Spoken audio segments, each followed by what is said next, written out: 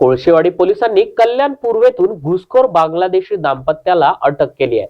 कमल हसन आणि अंजुरा हसन असं या दोघा संशयितांची नाव आहेत। कमल कल्याणमध्ये ड्रायव्हर म्हणून काम करत होता, तर अंजुरा ही गृहिणी आहे। दोघेही पती पत्नी पासपोर्ट शिवाय भारतामध्ये राहत होते। ते दोघेही कल्याण पूर्वेतील विठ्ठलवाडी परिसरामध्ये चाळीमध्ये भाड्याने राहत असल्याची माहिती पोलिसांना मिळाली आहे। या मिळालेल्या माहितीच्या आधारे सापळा रचून या दोघांना पोलिसांनी बेड्या ठोकल्यात। या दाम्पत्यानं 7 ते 8 वर्षांपूर्वी भारतामध्ये घुसखोरी करत बेकायदेशीररित्या वास्तव्य करत असल्याची प्राथमिक माहिती सध्या समोर आली आहे। या प्रकरणी कोळशेवाडी पोलीस पुढील तपास करत आहेत।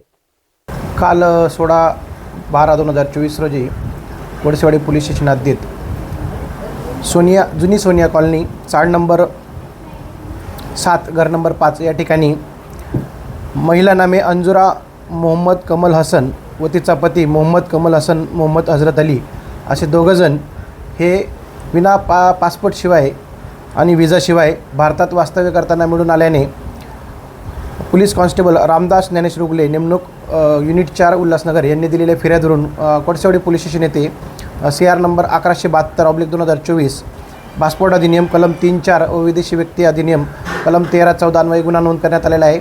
सदर दोन्ही दाम्पत्यांना बांगलादेशी नागरिकांना ताब्यात घेण्यात आलेले असून त्यांना आज रोजी मान्य न्यायालयासमोर हजर करून पुढील तपास करीत आहोत।